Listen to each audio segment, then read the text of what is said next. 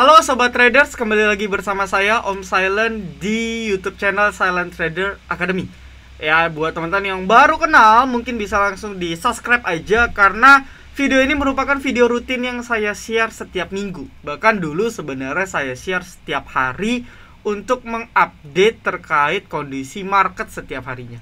Well, tapi balik lagi karena bursa saham lagi sepi juga dan viewersnya juga nggak gitu banyak, karena para trader-trader kebanyakan udah pada pensiun sebagian, sehingga memang per saat ini hanya seminggu sekali di hari Jumat, dan requestan pertanyaan saham yang teman-teman tanyakan itu sudah saya share di Instagram kita @silenttraderacademy. Nanti linknya akan saya taruh di description.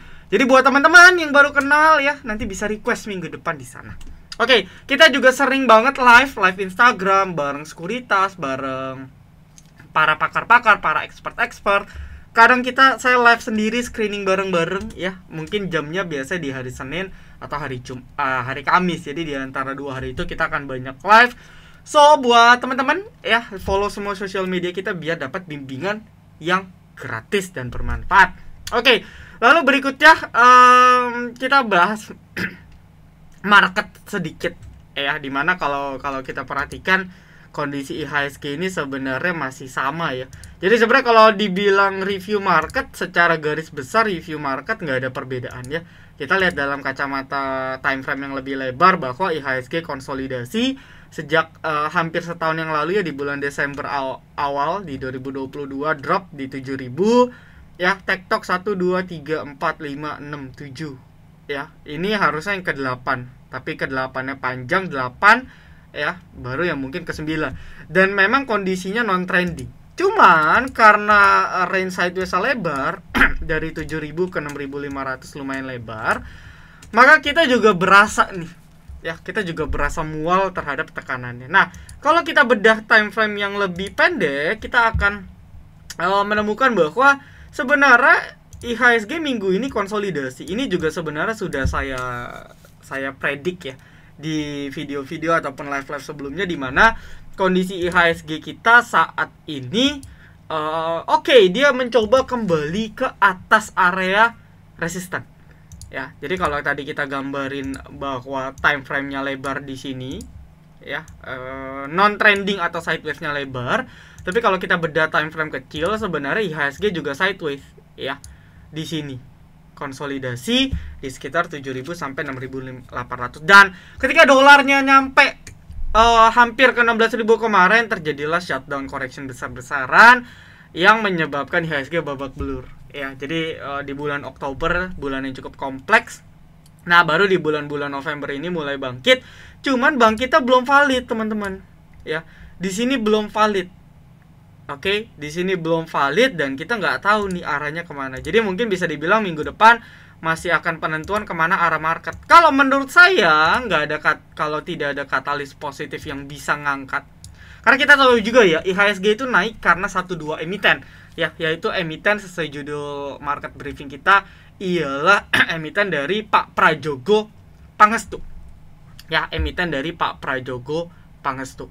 Kayak gitu teman-teman. Jadi brand ya kemarin udah market cap ketiga ya, di bawah BBRI dan disuspend. Kalau hari ini nggak suspend, mungkin BBRI kesalip gitu. Jadi kenaikan IHSG ini sebenarnya semu. Nah, ini yang saya takutkan, kenaikannya nggak kuat atau mungkin naiknya nggak banyak ya, mentok sampai sini nggak kuat, nanti lanjut dulu ke bawah. Ya, dia menggenapi tren lainnya yang belum tertembus sejak September tanggal 20 yang lalu. Jadi mungkin kurang lebih itu outlook market. Optimisnya ya mungkin IHSG akan sideways di sini. Tapi balik lagi ya, pasar akan lesu. Kita juga bisa lihat dari volume transaksinya yang sepi banget dalam seminggu ini. Ya, jadi ya kita doakan lah ya, konsolidasinya bisa selesai dan menyambut akhir tahun, semoga hal positif bisa terjadi di bursa kita. Oke, lalu sebelum kita bahas, kembali remind teman-teman bahwa kita di komunitas Silent Trader Academy, buat yang belum tahu, kita ada 2 opsi ya. Opsi untuk mendapatkan bimbingan gratis, video update market setiap hari ya, premium gratis. Ada bot saham juga yang bisa teman-teman dapetin secara gratis ya. Bisa munculin foreign flow Ya kayak ini ya, MTDL nih, wah flow-nya bagus.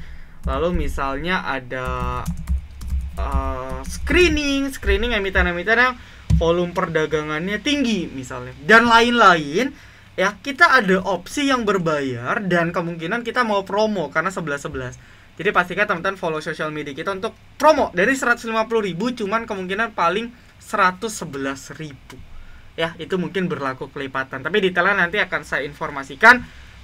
Mungkin promonya juga sampai seminggu aja, jadi buat yang mau silahkan ya, nanti japri ke saya @omsilent.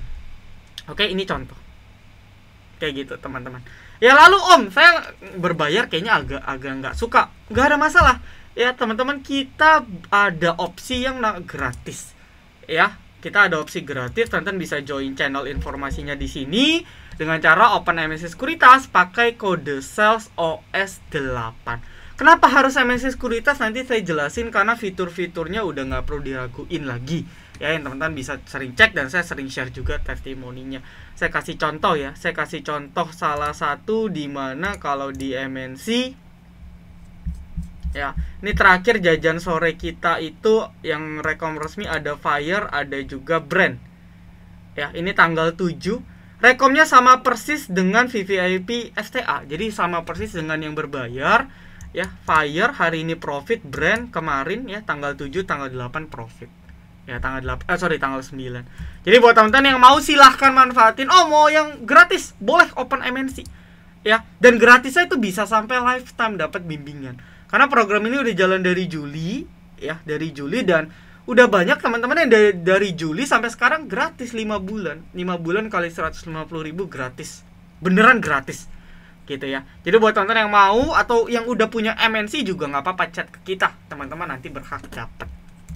Oke, lalu berikutnya ialah kita lanjut ya ke requestan. Thank you buat teman-teman yang udah request. Pertama requestannya kita bahas dari Meta. Wah, ini sebenarnya Meta saya akan mau buat konten. Jadi pada intinya Meta itu disuspend oleh bursa karena ada informasi yang bocor, katanya mau melakukan bukan informasi bocor juga sih ya, pada intinya ialah bursa tahu Meta ya, berdasarkan RUPSLB terakhir di Desember ya, mau melakukan go private gitu ya, go private atau delisting. Tapi delistingnya itu voluntary, jadi memang nih perusahaannya sendiri yang mau go private, bukan terpaksa dari bursa ya. Jadi sebenarnya ini hal yang positif atau netral sebenarnya. Dan fakta uniknya yang saya temukan ialah rata-rata kalau voluntary delisting pasti harga buybacknya lebih tinggi ya, lebih tinggi dibandingkan harga saat ini ya. Terakhir kalau kayak Aqua, kayak RMBA yang nanti saya buat konten sih, itu saya udah ada kontennya, itu selalu lebih tinggi gitu. Jadi ya untuk Meta tinggal tunggu aja informasi lebih lanjut, biasanya sih makan beberapa bulan ya. Tapi pada intinya akan di email harusnya sama teman-teman sekuritas, tergantung teman-teman pakai sekuritas apa ya. Nanti kalau teman-teman MNC Sekuritas juga nanti pasti kita bantu gitu ya. Jadi sebenarnya ya harusnya sih bisa cuan ya, karena kemungkinan bisa beli di atas harga pasar. Tapi balik lagi kita nggak tahu ya, itu nanti keputusannya ada di perusahaan.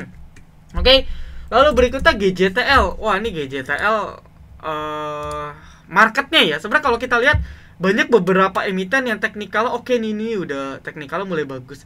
Tapi kalau kita lihat market, waduh ini marketnya lemes ya, nggak ada katalis, sehingga banyak saham pun juga ngestak ya. Contohnya GJTL nih ya, dalam 2 minggu dari akhir Oktober kemarin nggak kemana-mana gitu ya, di situ-situ aja. Nah lalu kalau kita perhatikan, mungkin kita harus ngecek dulu GJTL dari penggeraknya ya. Penggeraknya GJTL itu ada di sini ya. Ini masih distribusi juga ya, tapi paling banyak ada CP dan YP yang tektok, cost mereka di 900, posisi juga nyangkut. Secara teknikal sih sebenarnya masih fine-fine aja ya teman-teman ya. Dimana kalau di atas 800 ya, ini kan area breakoutnya nih, pas middle Bollinger juga.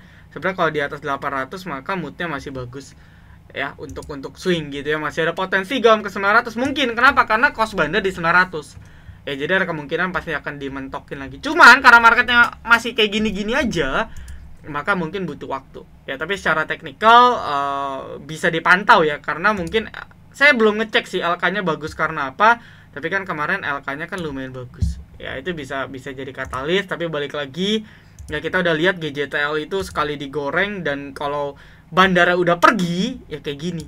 Jadi hati-hati nih. Kalau bandara tiba-tiba pergi lagi, di sini bandar banyak cut loss ya. Kalau teman-teman lihat banyak trader-trader uang gede cut loss karena nggak ada yang gerakin, tiba-tiba ngilang ya, ikutan kena guyur. Jadi harus diperhatikan ya teman-teman ya. Berikutnya ada Goto. Nah ini Goto juga kemarin katanya ada hoax, dia mau reverse stock split. Ya hoax, hati-hati ya.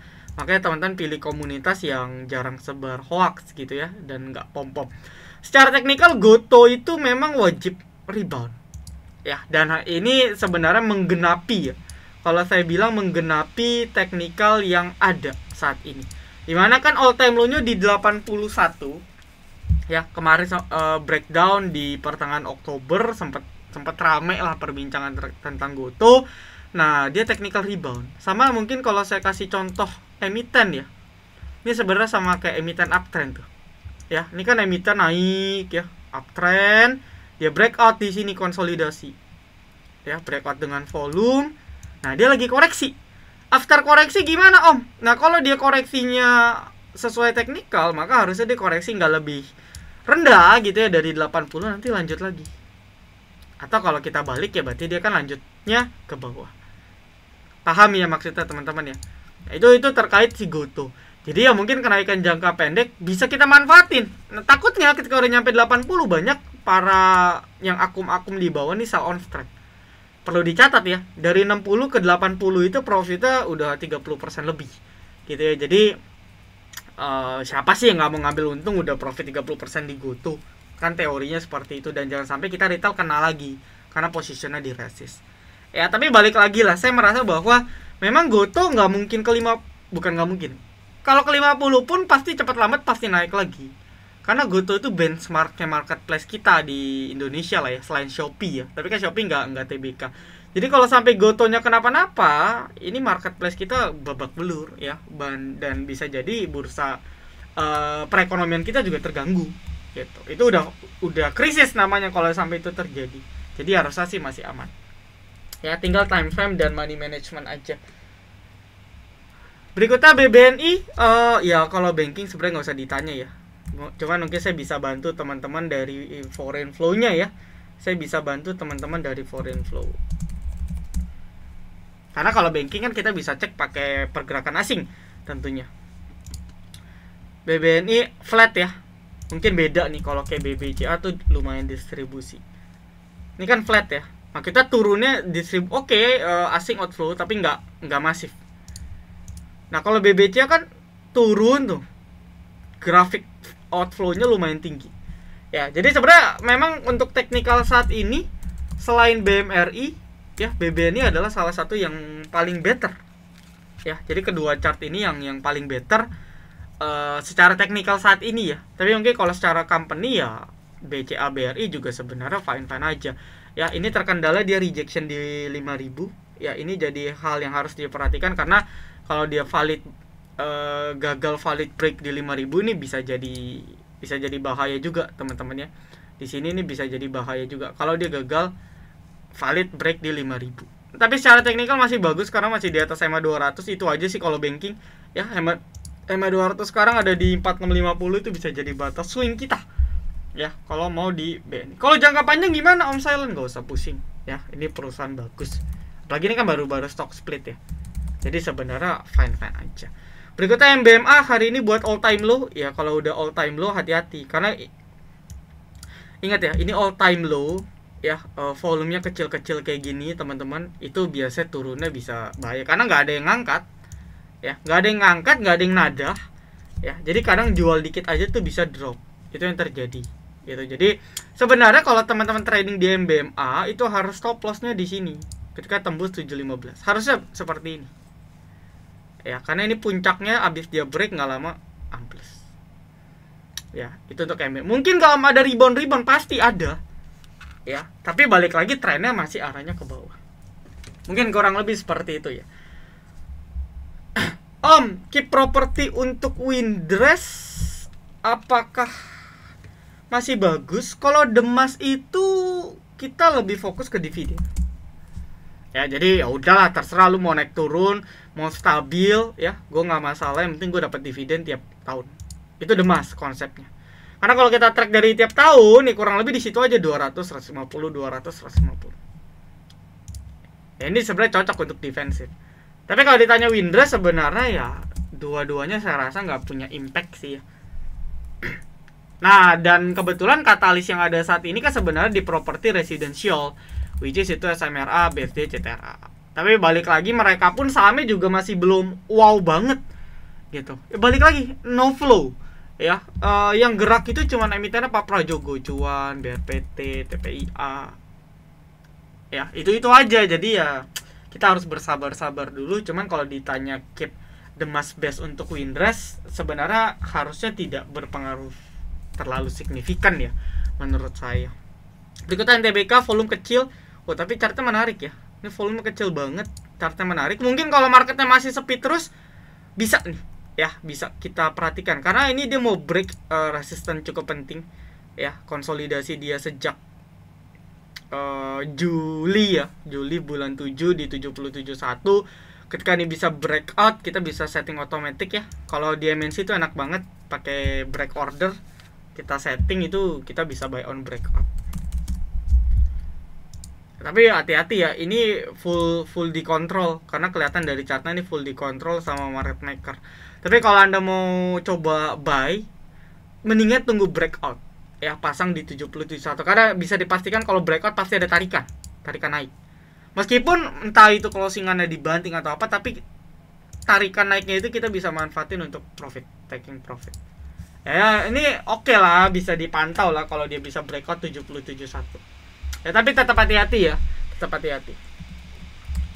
Tefas grupnya DMMX no comment ya. Karena kan kalau kita lihat DMMX, Tefas, MK ini kan masuk ke dalam grupnya Kresna yang mana kita ketahui, waduh ini agak tragis ya.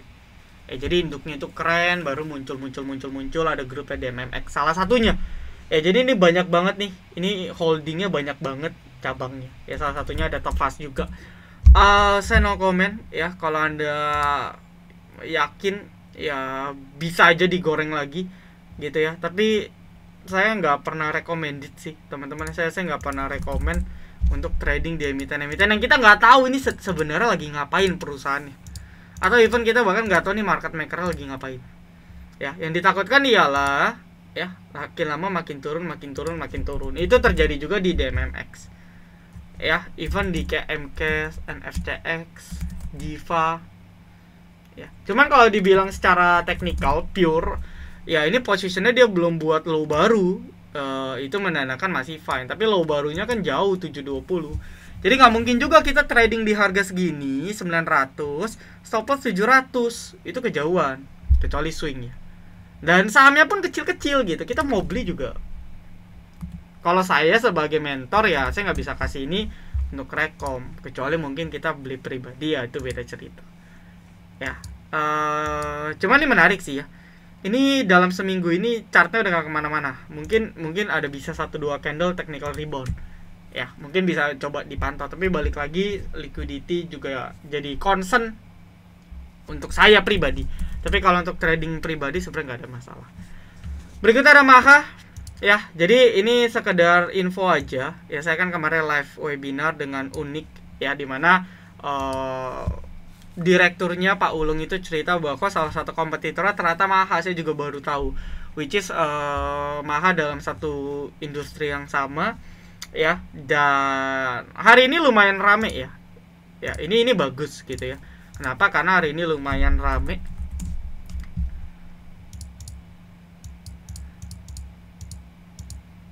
Ya, flow-nya juga netral. Nah, ini tinggal kuncinya dia bisa breakout di sini, teman-teman. Ya, breakout di trend line ini kemungkinan trend line-nya ada di 230 sampai 240 ya. Kemungkinan ya. Ini kalau secara trader confirmation dia harus breakout ke sini. Tapi kalau enggak, mungkin targetnya mentok sampai sini naiknya. Habis itu turun lagi. Ya, itu untuk Maha. Ya, outlook-nya seperti itu aja. Tinggal kita menyesuaikan mau buy on support trend line, buy on breakout trend line, ya itu terserah kita. Oke ya. Berikutnya ada MTDL. MTDL ini flow asingnya kenceng. Anda bisa lihat nih terjadi divergent ya di sini ya. Terjadi divergent. Hari ini rejection wajar, kenapa? Market sepi ya, dan juga memang dia kena rejection EMA 200 yang mana kita tahu EMA 200 bukan sembarang moving average ya. Itu resisten yang lumayan penting atau crucial gitu ya. Lalu kalau kita perhatikan dari flow pergerakannya sebenarnya udah dari September ya. Sebenarnya ya, crossing ya, tukar-tukar barang, pindah tangan, dan muncullah ini pemegangnya ada OD, ada MG, ada juga KZ. Ya, kita fokus mungkin di OD dan KZ, cost mereka 500. Jadi sebenarnya secara swing trade ini kita bisa manfaatkan dengan batas di 500. Ya, pas di middle Bollinger juga, pas di support psikologis. Jadi saya rasa kalau Anda mau trade ya ini oke sih. Ya, kita bisa spekulasi karena flow-nya juga bagus. Ya, volumenya rame gitu, itu menjadi satu ciri. Meskipun balik lagi lah, kalau Anda lihat MSTI, loh, MSTI belum ada ya. Kalau Anda lihat MSTI itu kan sebenarnya MTDL gitu ya, kompetitornya sebenarnya. Dan ya, MTDL udah terbukti lebih solid untuk saat ini gitu. Berikutnya ada awan, ini juga bisa diperhatikan ya. Untuk awan positioningnya juga oke. Ya, ini tinggal tunggu valid breakout aja di 300 berapa nih? 306 308 ya. Ini kan konsolidasinya bisa breakout dengan volume, bisa dipantau untuk awan ya. Tinggal kita batasi di ya 280 oke lah ya. 280-an 270 oke. Karena ini juga area konsolidasi kecil pertama nih, dia breakout di sini. Ini bagus sih ya, ini emiten bisa masuk ke dalam watchlist. Cuman tetap berhati-hati, tapi ini ya saya bisa bilang oke lah ya, kita bisa pantau emiten ini. Good ya. Berikutnya ini pertanyaan yang sama, BRPT. Coba saya cek dulu hari ini ya. Untuk BRPT sendiri,